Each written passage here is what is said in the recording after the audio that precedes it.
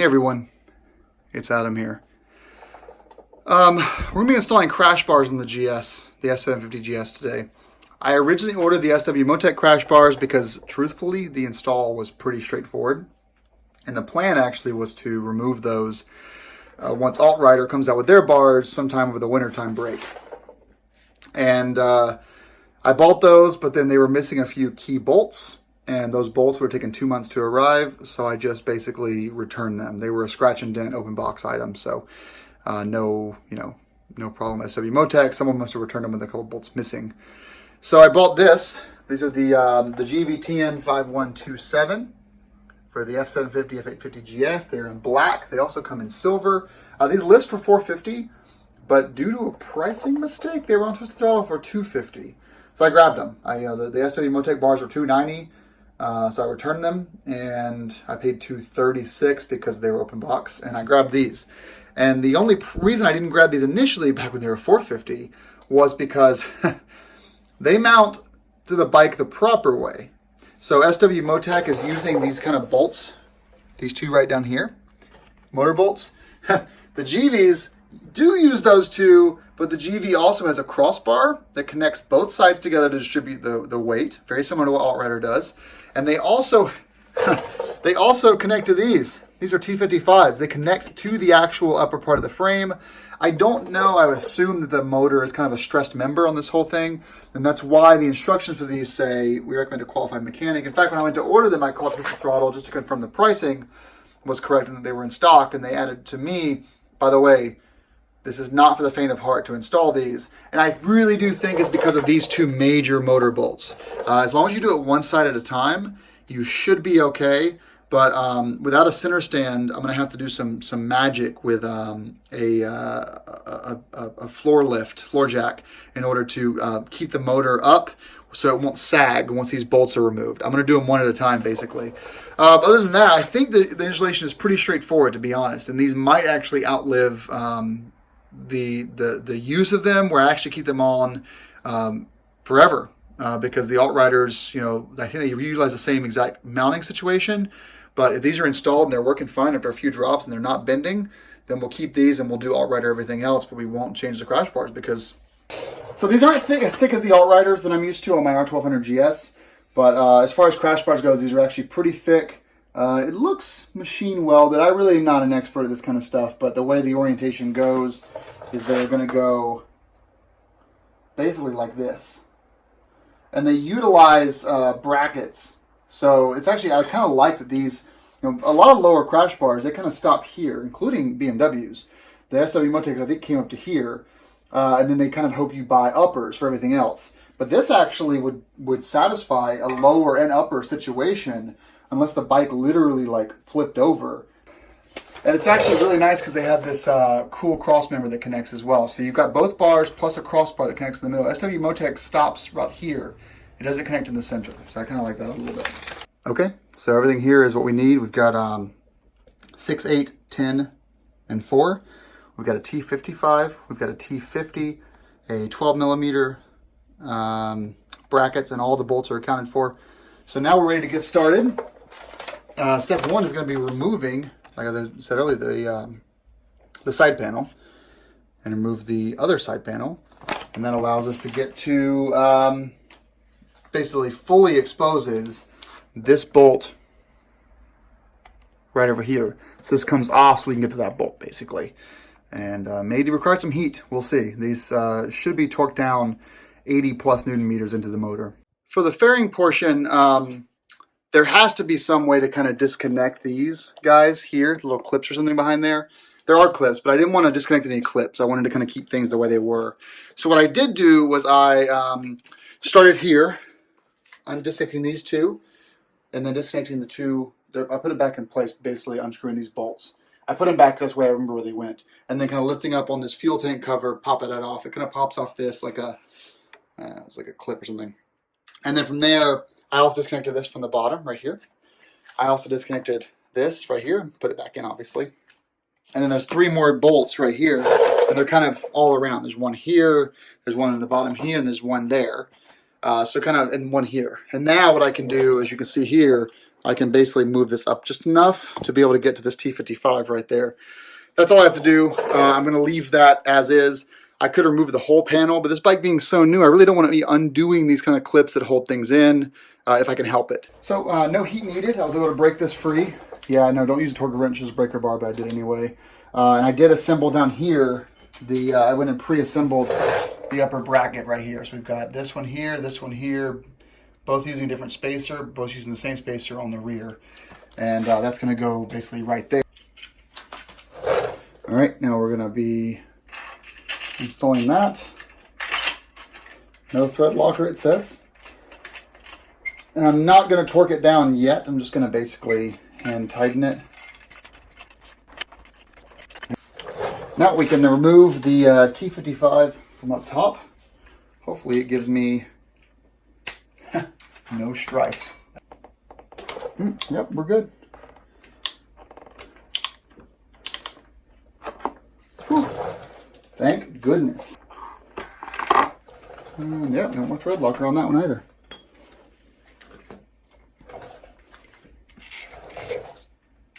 Spacer goes in the hole. This goes up. I think this is where our... All right, our upper brackets are installed. Awesome. Now we're doing the lower portion. So I'm just going to start. Let's take this out. The lower bracket mounts into the motor. Just getting that started. Now I am going to start using Loctite on this though. Just a medium strength. It's not permanent, as some would say, but it just makes me feel a little bit better. And as instructions suggest, we are going to keep these bolts loose, not loose, but not torqued down, because there's going to be some movement here required. The next part's actually pretty easy. So you have 8 of these and 8 of these. So these are your bolts and washers for mounting up the crash bars. So we're just assembling that now with 4 of those. We'll apply some Loctite to each. Again, sorry Givi, I know that you don't say thread locker, but we're going to do it anyway. Now this bottom though is interesting because the bottom actually has openings. So you need to torque it down pretty well, but it's weird they didn't close that up. I don't quite know why yet. Let's see how it looks once we get done. So I'm just going up here up top and I'm just going to get these started. I'm actually not sure why this required a mechanic, or why, you know, Twisted Throttle was recommending it required a mechanic, because I'm not really seeing. Sweet. Now it's saying that we need to torque down the hanger bolts down here, 23 Newton meters, and the top bolts, both each bottom and top, to 84 Newton meters. And I'm not using thread locker on this. 84 Newton meters is that's pretty strong.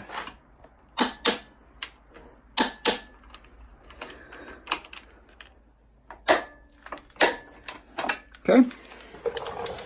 And the bottoms go to also 84. We will, so that's going to be 84 on these inside bolts. The front right here and their front here. These are going to be 23. So these front and rear bolts here that actually mount to the motor, 84 Newton meters, and I almost broke a bolt. It basically, the head started to pop off, so I had to get a replacement. I tried my best, but it just didn't work. So that's one error. So I wouldn't over torque these bottom bolts. I would just switch to a more permanent Loctite and use that instead, a medium to high strength Loctite. But it is definitely stout. So what I'm going to do now is I'm going to go to the other side and get that going. But first, I'm actually going to be reinstalling the fairings so I don't lose any screws. All right, so we're on the driver's side now. I've noticed that I can actually get this T55 in there just by pushing this back slightly. So I'm actually not going to remove the fairing on this side and see how that goes. So we've got our T55s in the top once again. Down below, those spots are actually occupied, right?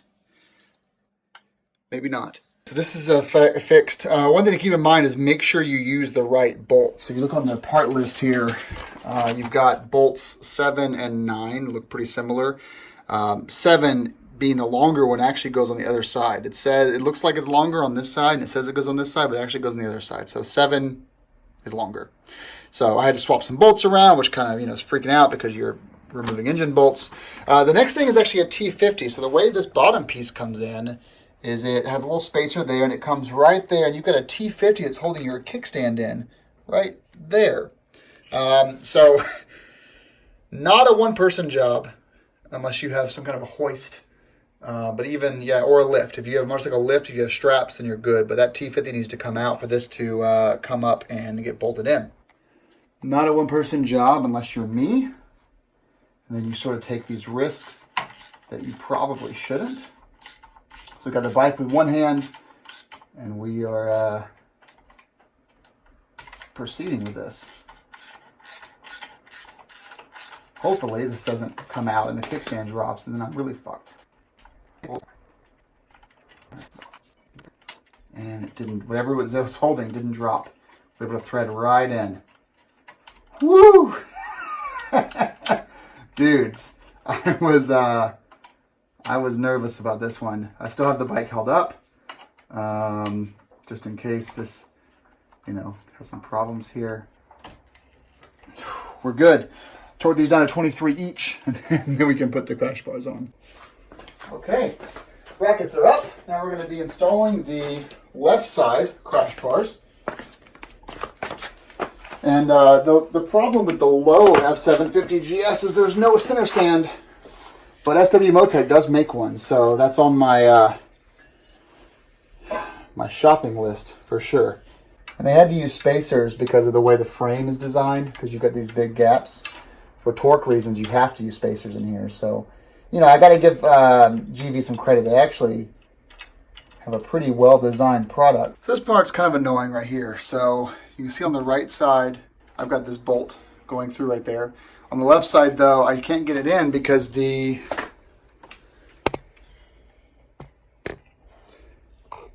it's just not far enough. So I think I'm going to take a mallet to this and basically hammer those together. But it doesn't want to go. So I'm going to have to probably ratchet strap it together so I can get that bolt in there. That's kind of annoying, but everything else is going okay. One thing to keep in mind, which I kind of screwed up on, which is don't torque the top and bottom brackets down until you have threaded in these bolts. The tolerances are pretty tight, so I had to basically back out the two bolts that hold the bracket in on the lower bracket in order to get these two crash bar bolts threaded in. Other than that, though, things are going okay. Just going to try to get these pieces together so that I can finalize. Okay, we're done. 1 out of 10, I would give these maybe a 6 for complexity. The hardware, like a 4 out of 10. The mount style, definitely an 8 out of 10. The only thing they could have done differently is maybe some kind of like through engine bolt, which probably doesn't even exist on this bike. Protection, very adequate. I think it covers well enough. I think this will do fine in a slow speed get off.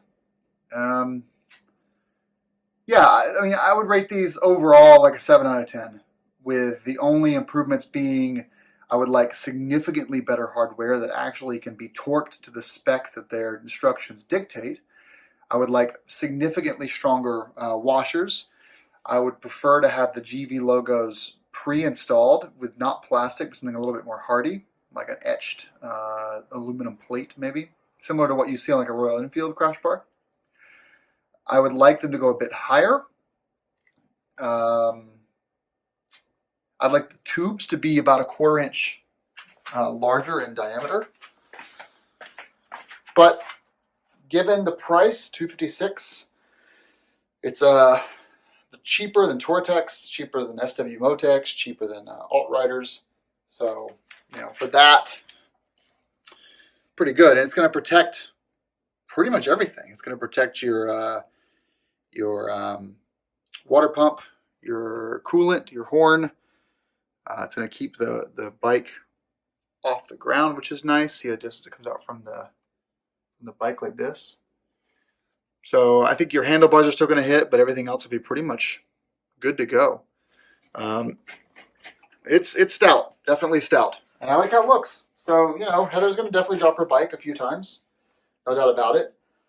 This probably will not be the last set of crash bars that we install on this bike, but it's a great initial crash bar. We'll see how long they last. You know, if they end up getting all fucked up after one drop, I'll let you guys know. But